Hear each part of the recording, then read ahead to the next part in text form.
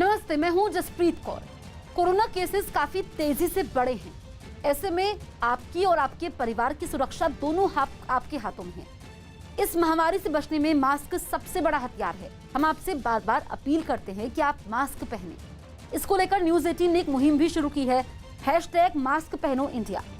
आप ये खुद से प्रण लीजिए कि जब तक ये महामारी है आप मास्क नहीं उतारेंगे। देश के गांव में तेजी से कोरोना का कहर टूटा है। शहरों में कोरोना की दूसरी लहर ने आंसुओं का सैलाब ला दिया था, लेकिन अब गांव में भी कोरोना का दर्द आंखों से दरिया बनकर बह रहा है, जिसकी एक तस्वीर गुजरात के डांग जिले से सामने आई। कोरोना ने जब यहां का रुख किया तो मेडिकल सुविधाएं सरेंडर कर चुकी थी। डांग जिले की वांसदा तहसील के सुखाबारी गांव में लोग पेड़ों के नीचे पॉलिथीन या दरी गद्दे बिछाकर कोरोना का इलाज करने को मजबूर हैं। इलाके में एक प्राथमिक स्वास्थ्य केंद्र भी है, लेकिन लोग वहां नहीं जाते क्योंकि इलाज के नाम पर वहां कुछ है ही नहीं। हालांकि गुजरात सरकार का दावा है कि गांव में बनाए गए कोविड सेंटर में पर्याप्त सुविधाएं पहुंचाई जा रही हैं।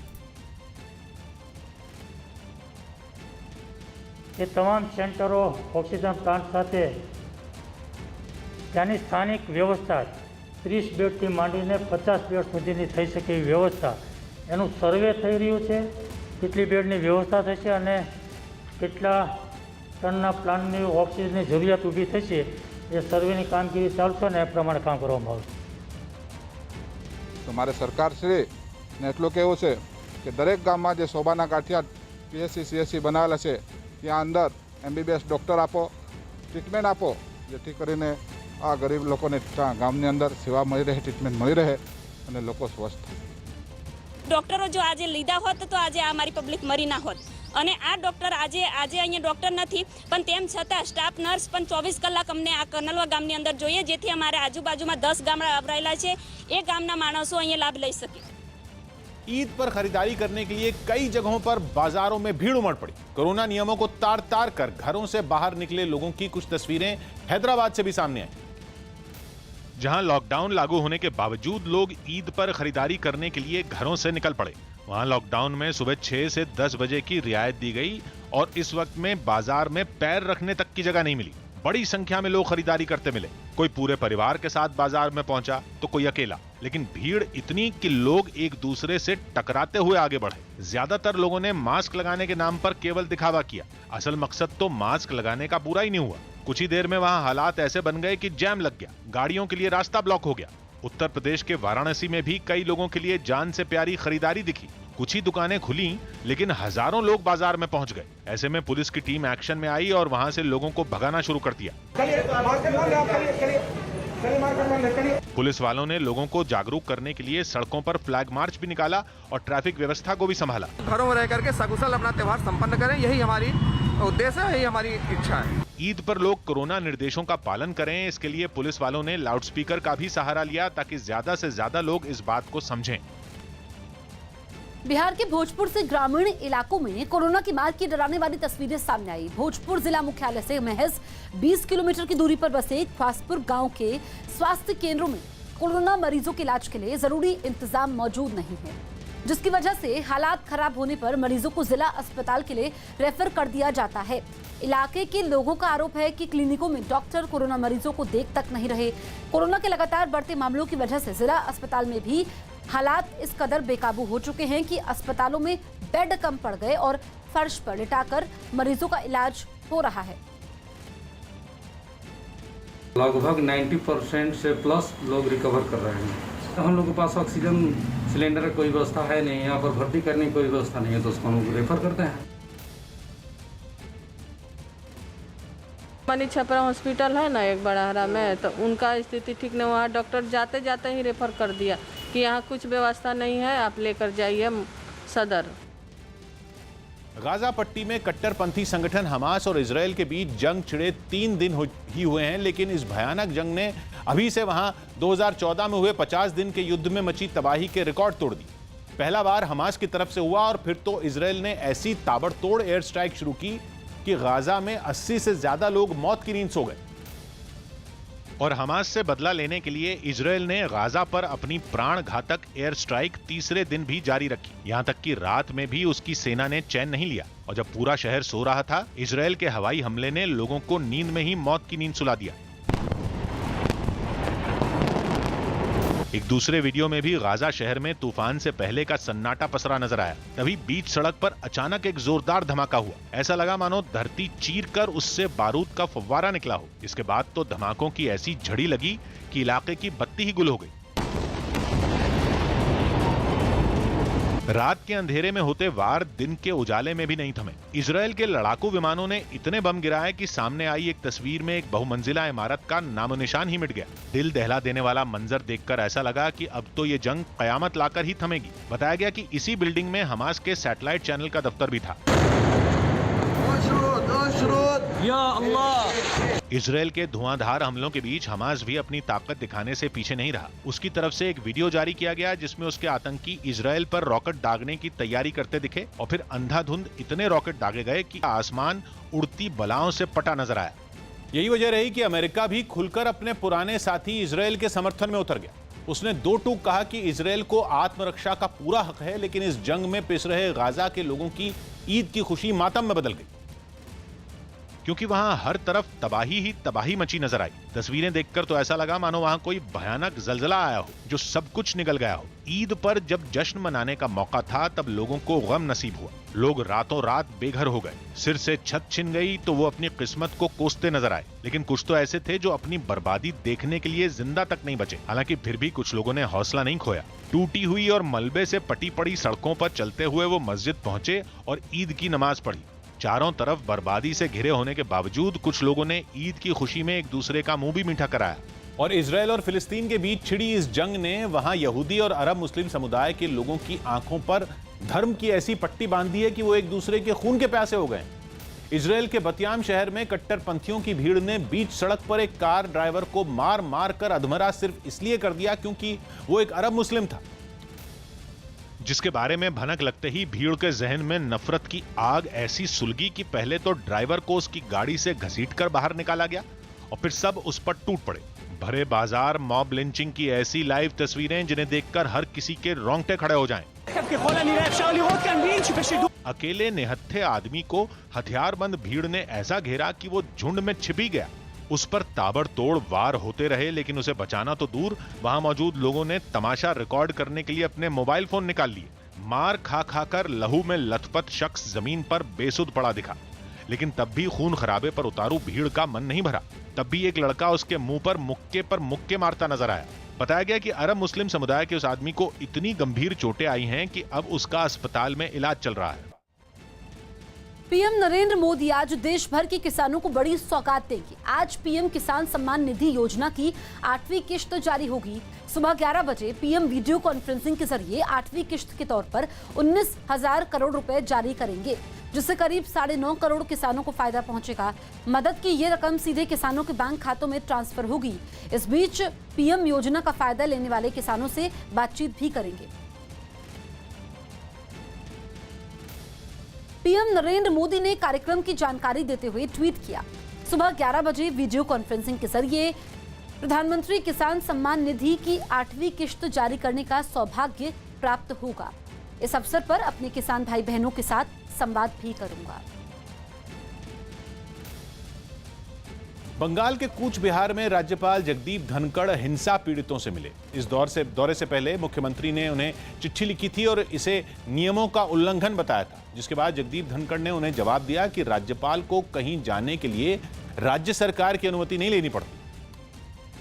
और कूच बिहार में हिंसा पीड़ितों का दर्द बांटने पहुंच गए। वो उन लोगों के बीच पहुंचे जिन्होंने बंगाल चुनाव के नतीजे आने के बाद हिंसा में अपना सब कुछ खो दिया। राज्यपाल को देखकर इन लोगों के आंसू थमने का नाम नहीं ले रहे थे। एक महिला तो उनके पैर छूने के लिए जमीन पर लेट गई। कूच बिहार के हिंसा पीड़ित जब जगदीप धनखड़ से मिले तो उनके दिल का दर्द उनकी आंखों से बहने लगा। शायद ही कोई ऐसा परिवार रहा हो जो उन्हें देखकर खुद को रोने से रोक पाया हो। राज्यपाल ने भी पूरी कोशिश की कि वो उनका दुख कम कर सकें। उन्होंने उनके घरों को भी देखा जो तोड़फोड़ के बाद रहने लायक नहीं बचे हैं। इस दौरे पर निकलने से पहले ही जगदीप धनखड़ के तेवर तीखे दिखे। विश्व की सबसे बड़ी डेमोक्रेसी में वोट देने की कीमत मौत है, रेप है। राज्यपाल भले ही इस मामले में ममता सरकार पर सवाल उठा रहे हों, लेकिन टीएमसी ने बीजेपी कार्यकर्ताओं पर हमले के आरोपों को खारिज कर दिया। Where is the violence? Not a single office of BJP has been burned. Not a single leader of BJP has been heckled. Bengal चुनाव के नतीजे आने के बाद हुई हिंसा पर राज्य की मुख्यमंत्री और राज्यपाल आमने सामने हैं। ममता बनर्जी के शपथ ग्रहण के समय ही जगदीप धनखड़ ने यह मुद्दा उठा दिया था और संकेत दिए थे कि इस मामले में उनके तेवर आक्रामक रहेंगे। सलमान की फिल्म राधे रिलीज हो गई। ईद से एक दिन पहले सलमान खान की फिल्म राधे रिलीज कर दी गई। ये फिल्म सिनेमा घरों के बजाय ऑनलाइन देखी जा सकती है। सिटी मार, सिटी मार, सिटी मार। कोरोना संकट में दिल्ली के पहाड़गंज इलाके में मौजूद मशहूर झंडेवालान मंदिर में लोगों के लिए काढ़े और खाने का इंतजाम किया गया। किचन है जहां पर अभी भी काढ़ा बनने का जो काम है वो लगातार चल रहा है। मंदिर परिसर में 3 आइसोलेशन सेंटर में रह रहे कोरोना मरीजों के लिए खाना बनाने से लेकर उसे पैक करने तक की व्यवस्था भी की गई। 3 स्थानों पर हम ये तीनों समय का भोजन और ये भेज रहे हैं। महाराष्ट्र में लॉकडाउन 1 जून तक बढ़ा दिया गया। हालांकि अब दूध सप्लाई करने के लिए समय की बंदिश हटा ली गई। पहले इसकी इजाजत सुबह सिर्फ 7 बजे से 11 बजे तक ही थी। पाकिस्तान के पूर्व क्रिकेटर मोहम्मद आमिर ने ब्रिटेन की नागरिकता हासिल करने के लिए आवेदन किया है। इसके बाद ये चर्चा शुरू हो गई कि क्या आमिर आईपीएल में खेलना चाहते हैं। हालांकि 28 साल के मोहम्मद आमिर ने इस मुद्दे पर सीधे कुछ नहीं कहा, लेकिन आईपीएल में खेलने से इनकार भी नहीं किया। ऑक्सीजन की कमी से जूझ रहे कोरोना मरीजों के लिए कोलकाता के नील रतन सरकार अस्पताल में एक एनजीओ ने बस की व्यवस्था की, जिसमें 2 ऑक्सीजन कॉन्सेंट्रेटर रखे गए, जिनकी मदद से इस बस में मरीजों को मुफ्त में ऑक्सीजन दी जा सकेगी। बेड मिलने तक 2-3 घंटा ये बस में ऑक्सीजन कॉन्सेंट्रेटर के सुविधा उपलब्ध है। एनजीओ से जुड़े एक शख्स ने बताया कि इस काम के लिए कोलकाता के एनआरएस अस्पताल को ही क्यों चुना गया। पुअर पीपल है, जो सबसे नीडी है, जो अलग अलग डिस्ट्रिक्ट से आ रहे हैं, उन सबको वो सबसे पहले सरकारी अस्पताल में आते हैं। मेजर जनरल एसके सिंह को दिल्ली में सेना के बेस अस्पताल का प्रमुख बनाया गया। उन्हें कोरोना संकट के बीच ये जिम्मेदारी सौंपी गई। वो अब तक लखनऊ में सेना के अस्पताल में कोरोना मरीजों के काम को देख रहे थे। पंजाब के फतेहगढ़ से हैरान करने वाला एक वीडियो सामने आया, जिसमें एक पुलिसकर्मी एक ठेले पर रखे अंडों की ट्रे से अंडे चुराता दिखाई दिया। इस वीडियो के वायरल होने के बाद उसे सस्पेंड कर दिया गया और उसके खिलाफ जांच के आदेश दे दिए गए। जो वीडियो सामने आया उसमें आरोपी पुलिसकर्मी सड़क किनारे खड़े ठेले से अंडे चुराकर अपनी पैंट की जेब में डालता दिखाई दिया। अंडे चोरी करने के बाद वो वहां से चला गया, लेकिन आरोपी पुलिस वाले की इस हरकत का वहां मौजूद एक आदमी ने वीडियो बनाया, उसे वायरल कर दिया।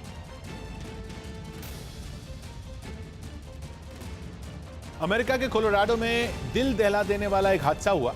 वहां बीच आसमान में 2 छोटे हवाई जहाजों की जोरदार भिड़ंत हो गई, लेकिन इसके बावजूद राहत की बात यह रही कि हादसे में किसी को खरोंच तक नहीं आई, जो कि किसी चमत्कार से कम नहीं, क्योंकि सामने आई तस्वीरों में हादसे का शिकार हुआ एक हवाई जहाज तो पैराशूट के सहारे एक खेत में लैंडिंग करता नजर आया।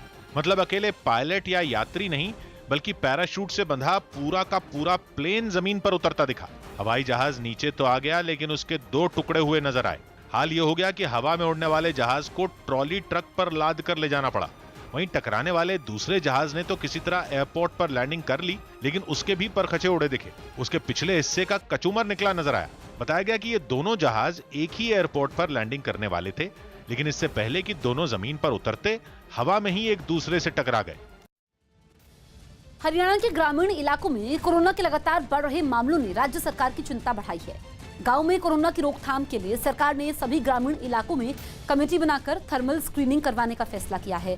हरियाणा के सोनीपत में 35 गांव कोरोना के हॉटस्पॉट बन चुके हैं, जिसके बाद सरकार ने सोनीपत के 50 गांव में सरकारी स्कूलों को आइसोलेशन वार्ड बनाने की घोषणा की है। आइसोलेटेड मरीजों के लिए हमारी टीम अल्टरनेट डे पे जाती है। 72 टीम्स हमारी इस टाइम पे बनी हुई हैं और एक किट बनाई गई है, जिसमें ऑक्सीमीटर है, डिजिटल थर्मामीटर है, आयुष की दवाइयाँ हैं और आपकी एलोपैथिक दवाइयाँ हैं, मास्क हैं और एक बुकलेट है। वो किट हर एक होम आइसोलेशन वाले पेशेंट को प्रोवाइड की जा रही है। इस साल अगस्त से दिसंबर के बीच भारत में वैक्सीन की कमी बहुत हद तक दूर हो सकती है। न्यूज़ 18 के रवि सिंह की रिपोर्ट है कि देश में अगस्त से दिसंबर तक अलग अलग वैक्सीन की करीब 216 करोड़ डोज तैयार हो जाएंगी। नीति आयोग ने बताया कि इसके अलावा कुछ विदेशी वैक्सीन भी भारत आ सकती है और यह आंकड़ा 300 करोड़ तक भी पहुंच सकता है। अलग अलग वैक्सीन की जिन 216 करोड़ डोज की बात की जा रही है, उनमें 55 करोड़ डोज कोवैक्सीन जबकि 75 करोड़ डोज कोविशील्ड की होंगी। इनके अलावा भारत बायोटेक की नेजल वैक्सीन की भी 10 करोड़ डोज तब तक तैयार होने की उम्मीद है। साथ ही रूस की स्पुतनिक वैक्सीन की भी करीब 16 करोड़ डोज दिसंबर तक भारत में तैयार हो जाएंगे। इसके अलावा बाकी कई कंपनियों की वैक्सीन के भी अगस्त से दिसंबर तक तैयार होने की उम्मीद है। केंद्र ने यह जानकारी भी दी कि रूस की स्पुतनिक वैक्सीन भारत में आ चुकी है और अगले हफ्ते से उसे बाजार में उतार दिया जाएगा। यूपी के ग्रामीण इलाकों में कोरोना का कहर जारी है। मेरठ के गांव में अब तक 1200 से ज्यादा कोरोना केस सामने आ चुके हैं, जिसके बाद प्रशासन ने घर घर सर्च अभियान शुरू किया है, जिसके तहत गांव में सैनिटाइजेशन का काम तेज कर दिया गया है और टेस्टिंग भी बढ़ाई गई है। टेस्ट के समय पॉजिटिव मिलने वाले मरीजों को दवा की किट बांटी जा रही है, उन्हें गाँव में ही आइसोलेट किया गया है। जिले के सीएमओ का दावा है कि स्वास्थ्य विभाग की 1000 से ज्यादा टीमें अब तक करीब 3 लाख घरों का सर्वे कर चुकी है।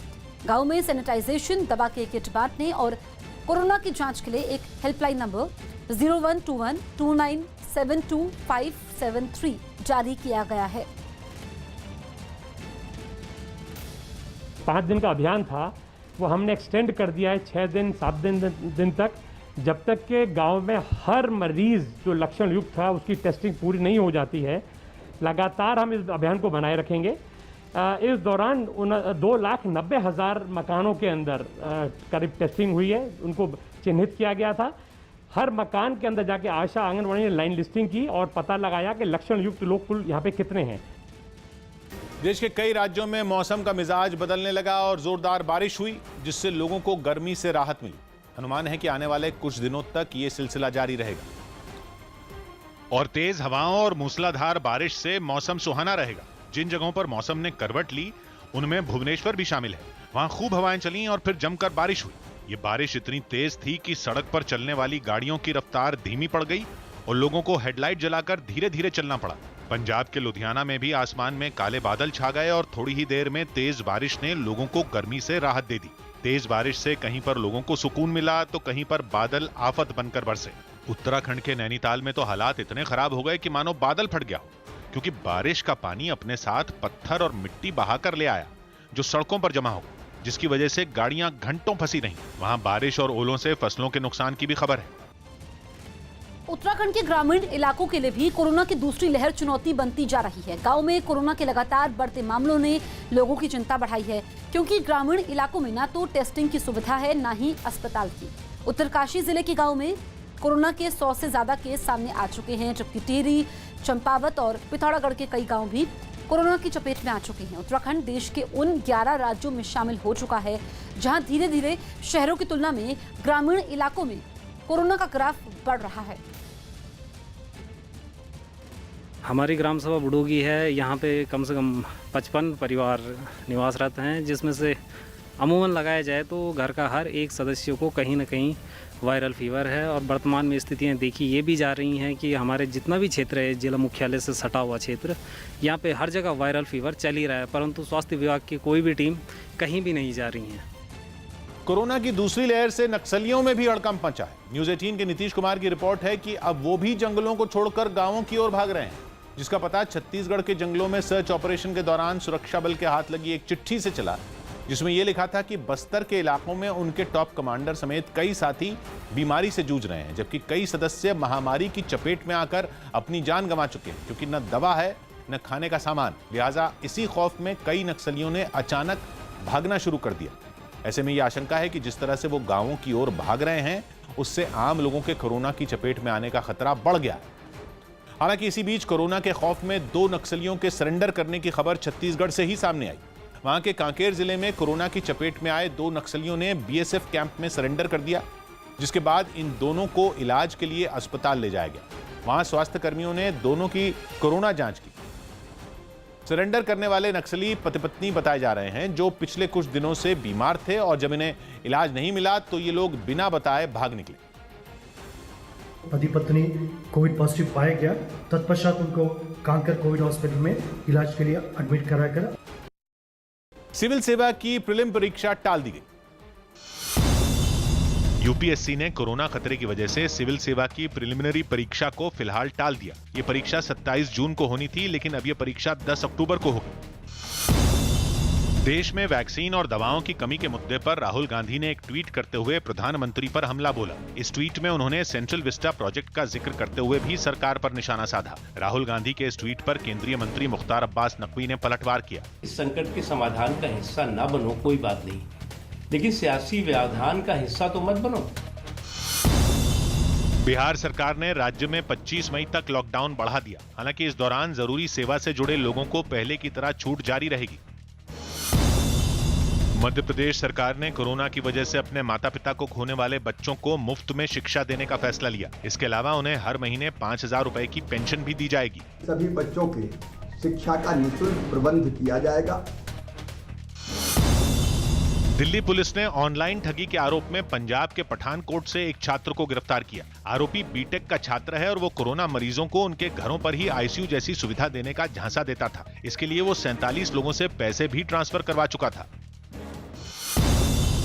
मुंबई में कोरोना वैक्सीन की किल्लत ने दूसरी डोज वालों का इंतजार बढ़ा दिया। टीके की पहली डोज लगवाने के 1.5 महीने बाद भी कई लोग दूसरी डोज नहीं लगवा पा रहे। तो वैक्सीन का सेकंड डोज लेने वाले जो लोग पहुंच रहे हैं, यहाँ से उन्हें वापस लौटना पड़ रहा है। बीएमसी ने टीके की कमी पर केंद्र सरकार को आड़े हाथ लिया और भरोसा दिया कि विदेशी कंपनियों से वैक्सीन मंगवाकर इस परेशानी को दूर किया जाएगा। वर्ल्ड में फर्स्ट महानगर पालिका है जो वैक्सीनेशन के लिए परदेशी कंपनी को ग्लोबल टेंडर करके बुला रही है। कि जैसा नॉर्मल इंजेक्शन बनाते हैं वैसा ही ये बनता है। जैसा कि वॉशिंग करना है, डिप्राइजनेशन करना है, फिलिंग करना है, सीलिंग करना है, उसके बाद पैकिंग में जाना है। तो ये प्रोसेस हमारे यहाँ बड़ी कैपेसिटी है, 1 लाख यूनिट पर डे हम फिल कर सकते, इतना बड़ा मेरे पास कैपेसिटी है। केंद्र सरकार की एक्सपर्ट कमेटी की कोविशील्ड वैक्सीन की 2 डोज के बीच 12 से 16 हफ्ते का अंतर रखने की सिफारिश को मंजूरी दे दी गई है। अभी तक 2 डोज के बीच 6 से 8 हफ्ते का अंतर रखा जाता था, लेकिन एनटीएजीआई की एक्सपर्ट कमेटी ने सिफारिश की थी कि 2 डोज के बीच अंतर 12 से 16 हफ्ते का होना चाहिए। इसके बाद ही केंद्र सरकार ने इसे मंजूरी दे दी। हालांकि कोवैक्सीन की 2 डोज के बीच अब भी 6 से 8 हफ्ते का ही अंतर रखा जाएगा। 4 to 6 वीक का जो फैसला था वो उस समय जो डेटा उपलब्ध था, जो गाइडेंस थी कोविशील्ड के डेटा के बेस के रेगुलेटर्स की, उसके अनुसार वो फैसला हुआ। यही नहीं, केंद्र सरकार ने कोरोना से ठीक हुए मरीजों को 6 महीने बाद ही टीका लगवाने की अपील की है। बड़ी इन्फेक्शन हो जाए तो सफिशिएंट प्रोटेक्शन अंदर होती है, ऐसा डेटा आया देश से भी, देश के बाहर से भी। तो अब ये उनका व्यू बन रहा है कि ऐसे व्यक्ति को रिकवरी के 6 महीने बाद टीका लगाया। मध्य प्रदेश के छिंदवाड़ा में कोरोना नियमों की अनदेखी कर एक शादी समारोह में भीड़ जुट गई, जिस पर कार्रवाई करने गई पुलिस की टीम पर उन लोगों ने हमला कर दिया। आरोप है कि उस शादी में करीब 200 लोग शामिल हुए, जिसकी सूचना मिलने पर कुछ पुलिस वाले वहां पहुंचे, लेकिन शादी में शिरकत कर रहे लोगों को यह पसंद नहीं आया और उन्होंने बिना कुछ सोचे समझे पुलिस वालों की गाड़ी को घेर लिया और उन पर डंडों से हमला करने लगे। गाड़ी को रिवर्स गियर में डालकर वहां से उन पुलिस वालों ने निकलने की कोशिश भी की, लेकिन इतनी बड़ी संख्या में लोगों की मौजूदगी होने की वजह से ऐसा हो न सका। गुस्साए लोग लगातार लाठियों और पत्थरों से हमला करते रहे। इससे पहले पुलिस वाले उस शादी में मौजूद कुछ लोगों को कोरोना नियम समझाते नजर आए, लेकिन उन लोगों ने इस पर अजीबोगरीब तर्क दिए। बताया गया कि इस हमले में 3 पुलिस वाले जख्मी हो गए, जिन्हें इलाज के लिए अस्पताल ले जाया गया। एआईएमआईएम प्रमुख असदुद्दीन ओवैसी ने ग्रामीण इलाकों में कोरोना के लगातार बढ़ते मामलों को चिंताजनक बताया है। भारत के रूरल एरियाज में बीमारी फैल चुकी है। वहां दिल्ली जैसे कैपिटल में इतना बड़ा इंफ्रास्ट्रक्चर है, बताइए अगर दिल्ली में यह हाल हो रहा है, हैदराबाद में, मुंबई में, तो फिर देश के उन गांवों में क्या होगा जहां पर ये पूरी तरीके से ये वायरस फैल चुका है। जमाखोरी के आरोपों में घिरे मंत्री इमरान हुसैन को हाई कोर्ट और दिल्ली सरकार से क्लीन चिट मिल गई। न्यूज़ 18 के अमित सिंह की रिपोर्ट है कि केजरीवाल सरकार ने इस मामले में हाई कोर्ट में हलफनामा दाखिल किया और अदालत को लिखित में जानकारी दी कि इमरान हुसैन ने दिल्ली सरकार के कोटे से ऑक्सीजन का इस्तेमाल नहीं किया, बल्कि निजी तौर पर उन्होंने इसकी व्यवस्था की और लोगों में बांटा। सोमवार को इमरान हुसैन ने भी कोर्ट में सफाई दी थी कि उन्होंने फरीदाबाद से ऑक्सीजन सिलेंडर किराए पर लिए थे, जिसके दस्तावेज भी उनके पास हैं, जो कोर्ट में जमा कराए गए। जबकि एक याचिका में दावा किया गया था कि उन्होंने दिल्ली सरकार के कोटे की ऑक्सीजन और सिलेंडर बांटे थे, लेकिन सुनवाई में यह आरोप गलत साबित होने के बाद याचिका खारिज कर दी गई। पटना में काला बाजारियों के खिलाफ पुलिस ने कार्रवाई तेज कर दी है। इसी के तहत पुलिस ने कोरोना संकट के बीच ऑक्सीजन की कालाबाजारी करने वाले 3 लोगों को गिरफ्तार किया है। गिरफ्तार किए गए लोगों में एक जिला परिषद मेंबर का बेटा भी शामिल है। इन लोगों पर एक ऑक्सीजन सिलेंडर 50,000 रुपए में बेचने का आरोप है। गिरफ्तार किए गए लोगों के पास से पुलिस ने 8 सिलेंडर बरामद किए हैं।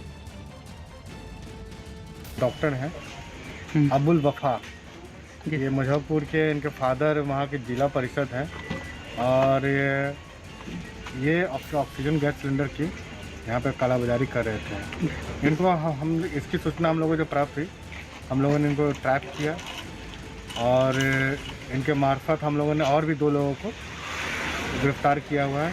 टोटल 3 अरेस्टिंग हुई है और ये सब मिलके यहाँ पे कालाबाजारी कर रहे थे।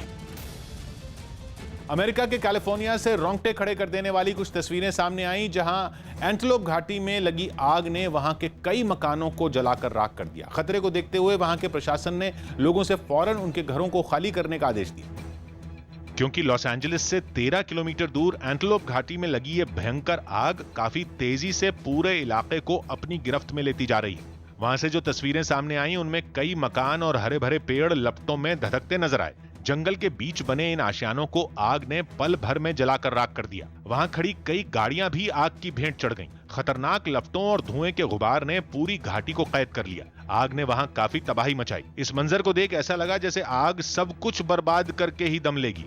सेंट्रल विस्टा प्रोजेक्ट पर मचे घमासान के बीच छत्तीसगढ़ में विधानसभा भवन का काम रोक दिया गया।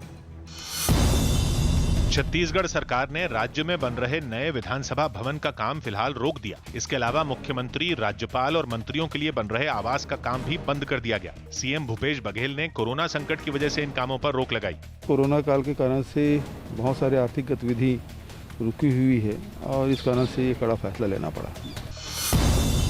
रजनीकांत ने चेन्नई में कोरोना वैक्सीन की दूसरी डोज लगवाई।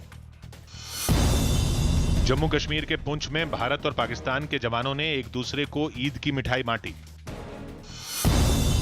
छत्तीसगढ़ के कांकेर में कोरोना की चपेट में आए 2 नक्सलियों ने सरेंडर कर दिया। बताया गया कि ये दोनों नक्सली पति पत्नी हैं और उन्होंने जंगल में इलाज न मिलने की वजह से आत्मसमर्पण किया। इसके बाद पुलिस ने दोनों को इलाज के लिए अस्पताल में भर्ती करवाया। बिहार की सुपौल जेल में तबीयत खराब होने पर पप्पू यादव को दरभंगा के मेडिकल कॉलेज में भर्ती करवाया गया। पटना पुलिस ने लॉकडाउन तोड़ने के आरोप में पप्पू यादव को पकड़ा था, लेकिन बाद में उन्हें 32 साल पुराने एक केस में गिरफ्तार कर लिया गया।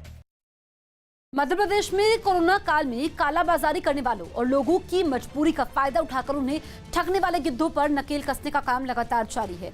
सतना पुलिस ने 3 ऐसे लड़कों को गिरफ्तार किया है जो सोशल मीडिया ऐप टेलीग्राम के जरिए ऑक्सीजन कॉन्सेंट्रेटर बेचने का झांसा देकर लोगों से रुपए ऐंठते थे और पैसे ऑनलाइन ट्रांसफर करवाकर अपना फोन बंद कर देते थे। हाल ही में आरोपियों ने गुरुग्राम की एक महिला से 1.5 लाख रुपए ठग लिए थे, जिसकी शिकायत पुलिस ने 3 आरोपियों को गिरफ्तार किया और इनके 2 साथी अभी भी फरार हैं।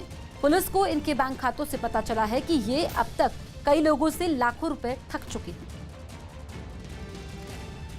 बिहार के समस्तीपुर में डेथ सर्टिफिकेट जारी नहीं करने पर एक अस्पताल में जमकर बवाल हुआ। आरोप लगा कि एक शख्स का डेथ सर्टिफिकेट जारी नहीं करने पर उसकी बेटियों और बेटे ने अस्पताल के स्टाफ से बदसलूकी की और अपने पिता का डेथ सर्टिफिकेट जारी नहीं होने पर अस्पताल के बाहर हंगामा करने लगे। इन लोगों ने वहां बहुत देर तक बवाल किया। यही नहीं, दोनों लड़कियां तो इमरजेंसी वार्ड में घुस गईं और बहस करने लगी। यहीं उनमें एक ने तो अचानक वहां रखा रजिस्टर उठा लिया और भागने लगी। लड़की की ऐसी हरकत देखकर वहां मौजूद कई गार्ड उसे समझाने पहुंचे।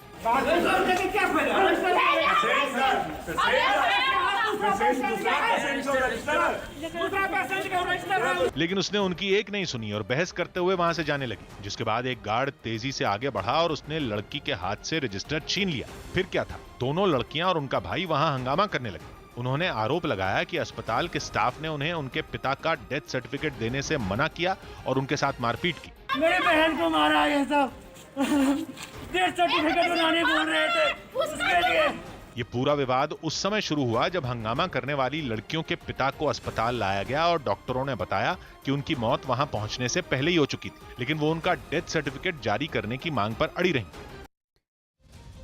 कोरोना संक्रमण के साथ ही अब ब्लैक फंगस से पीड़ित मरीजों की संख्या भी लगातार बढ़ रही है। वाराणसी के बीएचयू अस्पताल में ब्लैक फंगस से पीड़ित एक 52 साल की महिला का सफल ऑपरेशन किया गया।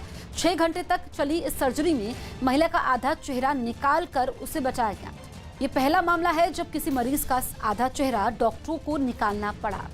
इससे पहले बीएचयू में 2 और मरीजों को भी ब्लैक फंगस की शिकायत मिली थी, लेकिन उन्हें सिर्फ नाक के ऑपरेशन के जरिए ही बचाया जा सका था। लेकिन ये पहला मामला है जब जबड़े समेत आधे चेहरे को निकालकर महिला की जान बचाई गई। इस ऑपरेशन को करने वाले ईएनटी डिपार्टमेंट के डॉक्टर सुशील कुमार अग्रवाल ने बताया कि महिला में ब्लैक फंगस का असर बहुत ज्यादा हो रहा था। उसके चेहरे पर काला फफूंद पड़ गया था और ऑपरेशन के समय उसका जबड़ा, आंख निकालनी पड़ी।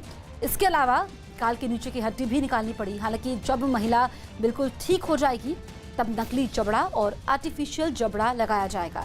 यूपी में ब्लैक फंगस के 100 से ज्यादा केस सामने आ चुके हैं।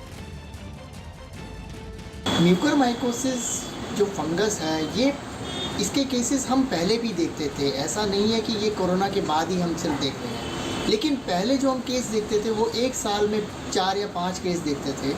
लेकिन कोरोना के बाद ये जो सेकेंड वेव ऑफ कोरोना आई है, इसके बाद जो ये केसेस एकदम से बढ़े हैं, तो ऐसा लग रहा है कि इसमें कोरोना का भी कुछ हाथ है, जिसकी वजह से इतने ज़्यादा फंगल इन्फेक्शन लोगों में देखे जा रहे हैं। कोरोना संकट में प्रवासी मजदूरों के मुद्दे पर केंद्र और राज्य सरकारों के रवैये से सुप्रीम कोर्ट नाराज है। न्यूज़ 18 के एहतशाम खान की रिपोर्ट है कि पिछले साल ही कोर्ट ने जुलाई में प्रवासी मजदूरों के लिए केंद्र और राज्य सरकारों को कई निर्देश दिए थे, जिनमें यह कहा गया था कि जो अपने गांव चले गए और जो बाद में शहर वापस आ गए, उनके लिए रोजगार या खाने का इंतजाम होना चाहिए। लेकिन न तो उन निर्देशों का पालन हुआ, न ही किसी सरकार ने जवाब दाखिल किया। लिहाजा सुप्रीम कोर्ट ने राज्य सरकारों से प्रवासी मजदूरों की दशा और उनके लिए चलाई जा रही योजनाओं पर 1 हफ्ते में जवाब मांगा। साथ ही दिल्ली एनसीआर में सामूहिक रसोई बनाने को भी कहा है, जिससे कोई भूखा न रहे। महाराष्ट्र में पिछले 24 घंटे में कोरोना के 42,582 नए मामले सामने आए हैं। वहां एक दिन में 850 मौतें हुई हैं। खास बात यह है कि एक दिन में 54,535 कोरोना मरीज ठीक हुए हैं। वहीं मुंबई में पिछले 24 घंटे में कोरोना के 1,946 नए मामले सामने आए और 68 मौतें हुई। महाराष्ट्र में अभी भी करीब 5.5 लाख एक्टिव केस हैं, जिसकी वजह से महाराष्ट्र सरकार ने राज्य में कोरोना की वजह से लगाए गए प्रतिबंधों को 1 जून सुबह 7 बजे तक के लिए बढ़ा दिया है। महाराष्ट्र जाने वालों के लिए नेगेटिव RT-PCR टेस्ट रिपोर्ट होना अनिवार्य है। अमेरिका के ओरेगन से रोंगटे खड़े कर देने वाली कुछ तस्वीरें सामने आई, जिनमें एक आदमी समंदर में फंस गया। उसे हेलीकॉप्टर की मदद से वहां के कोस्ट गार्ड ने बचाया, जिसके लिए जहाज के ठीक ऊपर मौजूद हेलीकॉप्टर से कोस्ट गार्ड की टीम का एक सदस्य नीचे उतरा, जिसके बाद समंदर के बीचों बीच फंसे उस आदमी को सुरक्षित हेलीकॉप्टर तक लाने के लिए रस्सी की मदद से एक स्ट्रेचर जहाज तक भेजा गया। उसी स्ट्रेचर पर उस आदमी को लिटाकर रस्सी से बांध दिया गया और फिर हेलीकॉप्टर में मौजूद कोस्ट गार्ड की टीम के एक दूसरे सदस्य ने उसे ऊपर खींच लिया। बताया गया कि हद से ज्यादा थकान और सांस लेने में तकलीफ होने की शिकायत के बाद उस आदमी को अस्पताल में भर्ती कराया गया। केंद्रीय स्वास्थ्य मंत्रालय ने दावा किया कि पिछले 3 दिनों में देश भर में कोरोना की रफ्तार धीमी हुई है कि 20% से कम अब हमारे देश में ओवरऑल पॉजिटिविटी पिछले 3 दिनों में नोट की गई है। 8 स्टेट्स ऐसी हैं जहां पर 50,000 से 1 लाख एक्टिव केसेस हैं। गुजरात के डांग जिले से हैरान कर देने वाली तस्वीरें सामने आई। वहां आदिवासी इलाकों में जमीन पर लिटाकर कोरोना मरीजों का इलाज किया गया। आरोप है कि इन इलाकों में कोई डॉक्टर नहीं है और सरकारी अस्पताल भी कई किलोमीटर दूर है। और इसके अलावा स्वास्थ्य केंद्रों में सुविधाओं की भी भारी कमी है, जिसकी वजह से कोरोना मरीजों को जमीन पर लिटाकर उनका इलाज किया गया।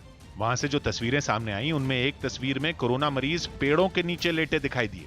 हालांकि उन्हें एक दूसरे से दूर रखा गया था, लेकिन मरीजों के घर वालों के साथ ही कई लोग आसपास खड़े दिखाई दिए। आजूबाजू एरिया में कोई डॉक्टर એટલા વાર નથી, 15 થી 20 કિલોમીટરની રેન્જ में। वहीं नवसारी जिले में बनाए गए कई कोविड केयर सेंटर पर सन्नाटा पसरा दिखा। वहां भी जमीन पर ही मरीजों के लिए गद्दे बिछा दिए गए, लेकिन खबर है कि डॉक्टरों के न होने की वजह से वहां कोई नहीं पहुंचा। छोटा उदयपुर जिले से भी ऐसी ही तस्वीरें सामने आई। वहां के कोविड केयर सेंटर पर तो ताले लटके दिखाई दिए। इस बीच राज्य सरकार ने दावा किया कि गांवों में हालात नियंत्रण में है। व्यवस्था થશે અને કેટલા ટનના પ્લાનની ઓક્સિજનની જરૂરિયાત ઊભી થશે, જે સર્વેની કામગીરી ચાલશે ને એ પ્રમાણે કામ કરવામાં। खबर है कि कुछ जिलों के गांवों में डॉक्टर हफ्ते में 2 से 3 घंटे के लिए ही इलाज करने जाते हैं। केदारनाथ के कपाट अगले हफ्ते खुल जाएंगे। उत्तराखंड में सोमवार को केदारनाथ धाम के कपाट खुलेंगे, जिसके लिए ऊखीमठ में तैयारियां तेज हो गईं। इस बार सिर्फ पुजारी और मंदिर समिति से जुड़े कुछ लोग ही इसमें शामिल होंगे। कोरोना खतरे की वजह से राज्य सरकार ने 4 धाम यात्रा में लोगों के शामिल होने पर पहले ही रोक लगा दी है। आंध्र प्रदेश सरकार ने ऐसे बच्चों की मदद के लिए 32 सेंटर बनाए जिनके माता पिता या तो कोरोना पॉजिटिव हैं या फिर उनकी कोरोना से मौत हो गई है। युजवेंद्र चहल के माता पिता की कोरोना रिपोर्ट पॉजिटिव आई। इसके बाद युजवेंद्र के पिता को अस्पताल में भर्ती करवाया गया, जबकि उनकी मां का इलाज घर में ही हो रहा है। इस बात की जानकारी युजवेंद्र की पत्नी धनश्री ने सोशल मीडिया के जरिए दी। दिल्ली के छतरपुर में Sardar Patel Covid care centre में मरीजों को काढ़ा भी बांटा गया। इस कोविड केयर सेंटर की जिम्मेदारी आईटीबीपी की मेडिकल टीम को सौंपी गई है। वैक्सीनेशन की रफ्तार बढ़ाने के लिए मुंबई के अंधेरी इलाके में एक जैन मंदिर को टीका केंद्र में तब्दील कर दिया गया। बीएमसी की तरफ से मंदिर में ही वैक्सीन लगाने की पूरी व्यवस्था कर दी गई। ये पहला धर्मस्थल बना है जहां मुंबई में सारे लोगों को वैक्सीनेशन लगाई जा रही है। मंदिर को टीका केंद्र बनाए जाने के बाद वहां लोगों की भीड़ उमड़ पड़ी। रोज 200 लोगों का यहाँ पे वैक्सीनेशन हो रहा है और अभी ये ग्रिप बढ़ते जाने वाली है। चुनाव आयोग ने कोरोना संकट की वजह से आंध्र प्रदेश और तेलंगाना में विधान परिषद चुनाव टाल दिए। आंध्र प्रदेश की 3 और तेलंगाना की 6 विधान परिषद सीटों पर ये चुनाव होने थे। छत्तीसगढ़ की राजधानी रायपुर से एक चौंकाने वाला वीडियो सामने आया। वहां के समता नगर इलाके में हथियारों से लैस कुछ बदमाश लॉकडाउन के समय इलाके में दहशत फैलाते दिखाई दिए। ये वीडियो 9 मई का बताया गया, जो अब सोशल मीडिया पर तेजी से वायरल हो रहा है, जिसमें ये लोग हाथों में चाकू और पिस्तौल लिए दिखाई दिए। बताया गया कि इस वीडियो में दिख रहे बदमाशों ने काफी देर तक इसी तरह वहां घूम घूम कर इलाके के लोगों को डराया धमकाया। बिहार और महाराष्ट्र की पुलिस भी बाकी कई राज्यों की तरह लॉकडाउन तोड़ने वालों के साथ काफी सख्ती से पेश आ रही है। कोरोना की चेन को तोड़ने के लिए बिहार में 25 मई तक लॉकडाउन, जबकि महाराष्ट्र में 1 जून तक लॉकडाउन जैसी ही सख्त पाबंदियां लगी। और इस दौरान जो लोग बिना काम अपने घरों से निकल रहे हैं, पुलिस उनसे सख्ती से निपट रही है, जिसकी एक तस्वीर महाराष्ट्र के नासिक से सामने आई। पाबंदियों का कड़ाई से पालन करवाने के लिए पुलिस और प्रशासन की टीम सड़कों पर मुस्तैद दिखी। रास्तों पर डटे पुलिस वाले वहां से गुजरने वाले लोगों से उनके पास चेक करते दिखाई दिए। इस दौरान कुछ ऐसे भी लोग नजर आए जो जांच के लिए रोके जाने पर पुलिस वालों से ही उलझ गए। बिहार के सिवान में भी लॉकडाउन के दौरान सख्ती बढ़ा दी गई। बेवजह सड़कों पर घूमने वालों को पकड़कर पुलिस उनसे उठक बैठक लगवाती दिखाई दी। छोड़ेंगे नहीं। पुलिस के जवानों के साथ अधिकारी भी सड़कों पर गाड़ियों को रोककर उनकी तलाशी लेते दिखाई दिए। इस दौरान जिन लोगों ने प्रशासन की ओर से जारी पास दिखाए, उन्हें ही पुलिस ने आगे जाने दिया। एसडीएम फोर्स पूरी तरह से यहाँ पे मुस्तैद है। हर एक आने जाने लोगों की तलाशी ली जा रही है। लॉकडाउन सफल हो उसको लेकर प्रशासन पूरी तरह से मुस्तैद है। वहीं जिन लोगों ने तय समय के बाद भी अपनी दुकानें खोल रखी थीं, उन्हें पुलिस और प्रशासन की टीम ने बंद करवा दिया। महाराष्ट्र के वर्धा जिले से डराने वाली कुछ तस्वीरें सामने आई। वहां के तहसील दफ्तर में भीषण आग लग गई। देखते ही देखते आग ने कुछ ही देर में पूरे दफ्तर को अपनी चपेट में लिया। वहां से सामने आई तस्वीरों में आग की लपटें और धुआं आसमान की ओर उठता दिखाई दिया। इस बात की जानकारी फौरन फायर ब्रिगेड को दी गई। मौके पर पहुंचे दमकल कर्मियों ने आग बुझाने में पूरी ताकत झोंक दी, मगर खबर है कि दफ्तर में रखे कई दस्तावेज इस आग में जलकर राख हो गए। ये आग वहां कैसे लगी, इसका पता नहीं चल पाया है। कोरोना संकट पर चर्चा के लिए प्रधानमंत्री अब देश के जिला अधिकारियों के साथ बैठक करेंगे। न्यूज़ 18 के यतेंद्र शर्मा की रिपोर्ट है कि वीडियो कॉन्फ्रेंसिंग के जरिए पहली मीटिंग 18 मई को होगी, जिसमें 9 राज्यों के 46 जिलों के डीएम शामिल होंगे, जबकि 20 मई को 10 राज्यों के 54 जिलों के डीएम बैठक में मौजूद रहेंगे, जिसमें उनके साथ उस राज्य के मुख्यमंत्रियों को भी मौजूद रहना होगा। बताया जा रहा है कि पहले दौर में जिन राज्यों के अधिकारियों से बातचीत होगी, उनमें पश्चिम बंगाल, उत्तर प्रदेश, छत्तीसगढ़, राजस्थान और ओडिशा शामिल। इनके अलावा पुदुचेरी, महाराष्ट्र, झारखंड, केरल और हरियाणा भी पहले दौर की लिस्ट में। उत्तराखंड के पौड़ी गढ़वाल जिले से दिल दहला देने वाला एक वीडियो सामने आया, जिसमें एक लड़के ने कोबरा को पकड़ने की कोशिश की। बताया गया कि कोबरा के काटने से उस लड़के की मौत हुई, क्योंकि जिस तरीके से वो उस कोबरा को पकड़ने की कोशिश कर रहा था वो काफी खतरनाक दिखा। सामने आए वीडियो में वो लड़का एक कपड़े की मदद से कोबरा को पकड़ता नजर आया, लेकिन ये इतना आसान नहीं था। उसने उस कोबरा को कपड़े से मारा भी। ऐसे में कोबरा ने भी अपनी जान बचाने की कोशिश की, लेकिन उस लड़के का एक दोस्त भी उसके साथ शामिल हो गया और उसने भी कपड़े से कोबरा को दबाने की कोशिश की। तो कोबरा के चक्कर में इस लड़के की जान चली गई। उत्तराखंड के पौड़ी गढ़वाल से ये तस्वीरें सामने आई है। एक कपड़े की मदद से ये लड़का देखिए इस कोबरा को पकड़ने की कोशिश कर रहा है, लेकिन ऐसा करना इस लड़के को भारी पड़ गया और उसकी जान चली गई। तो उत्तराखंड के पौड़ी गढ़वाल से ये चौंकाने वाली तस्वीरें सामने आई है।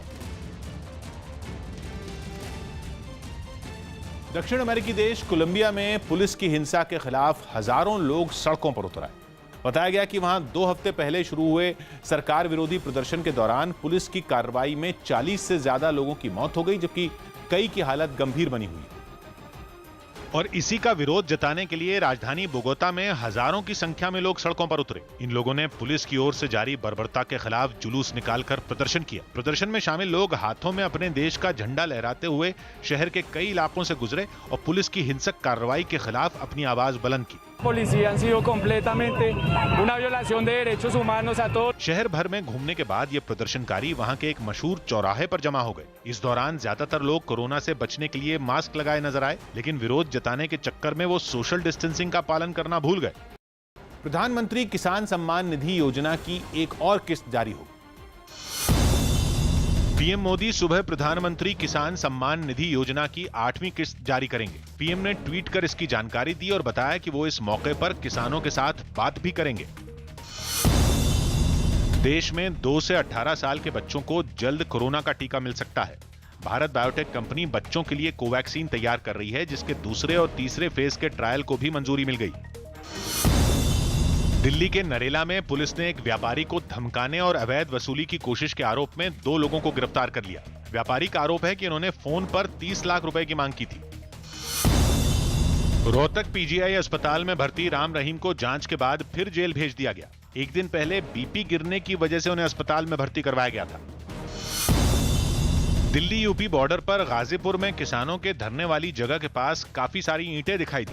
इसके बाद गाजियाबाद पुलिस ने किसानों से पूछताछ की, जिस पर किसानों ने बताया कि ये ईंटें वहां शौचालय बनाने के लिए लाई गई हैं। कोरोना से ठीक हो चुके कुछ लोगों में म्यूकोरमाइकोसिस बीमारी का कहर भी बढ़ता जा रहा है। गुजरात के सूरत में तो इस बीमारी के मरीजों को दिए जाने वाले इंजेक्शन की कमी ने वहां डॉक्टरों की मुश्किल बढ़ा दी। पेशेंट जो एडमिट हो रहा है वो इंजेक्शन के लिए ही एडमिट हो रहा है, सो अगर उसी टाइम पे मिल जाए तो ट्रीटमेंट टाइम पे शुरू हो जाएगी। ये बीमारी लोगों की आंखों पर असर डालती है और कुछ मामलों में तो मरीजों की आंखों की रोशनी तक चली जाती है। इसलिए सूरत के डॉक्टरों ने सरकार से जल्द इंजेक्शन की कमी दूर करने की मांग की। आप इतनी मात्रा में उपलब्ध करावो कि जैसे पेशेंट आता है तो डे 0 जैसे आते ही हम ट्रीटमेंट चालू करें।